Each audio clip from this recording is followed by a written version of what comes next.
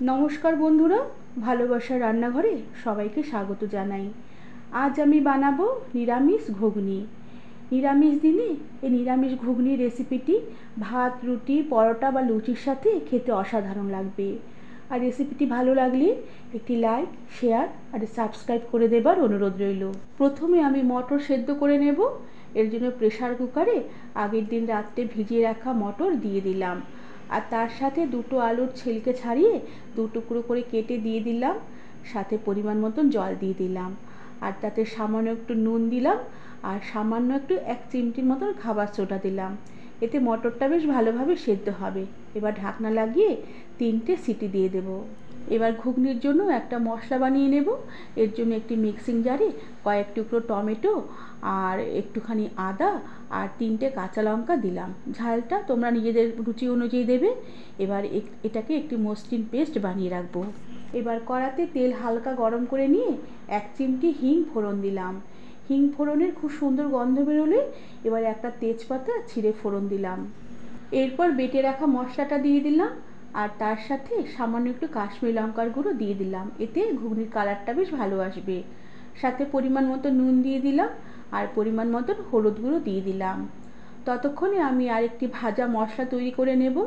এর জন্য শুকনো খোলায় এলাচ, দারচিনি, গোলমরিচ আর জায়ফল, জয়িত্রী আর কয়েকটা গোটা ধনে সামান্য একটু নুন দিয়ে কিছুক্ষণ নেড়ে চেড়ে নেব।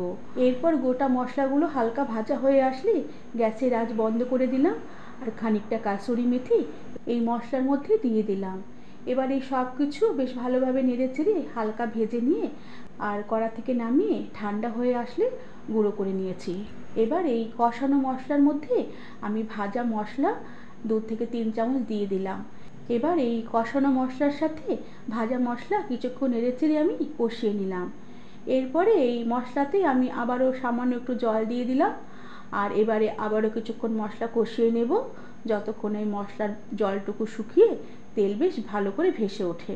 এভাবে প্রায় মিনিট 2-3 মতন আমি মশলাটাকে কষিয়ে নিয়েছি। মশলার জল বেশ শুকিয়ে এসেছে, আর তেল বেশ ভালোভাবে রিলিজ হয়ে এসেছে। এবার আমি সেদ্ধ করে রাখা মটরগুলোকে জল ছেঁকে দিয়ে দিলাম, আর সাথে সেদ্ধ আলুগুলোকেও একটু হাত দিয়ে ভেঙে ভেঙে এই মটরের মধ্যে দিয়ে দিলাম। এবারে আলু মটর বেশ ভালোভাবে মশলার সাথে আবারও নেড়ে চেড়ে একটু কষিয়ে নেব। সাথে মটর সেদ্ধ করা জলটা পুরোটাই দিয়ে দিলাম, আর তার সাথে কয়েকটা চেরা কাঁচা লঙ্কা দিয়ে দিলাম।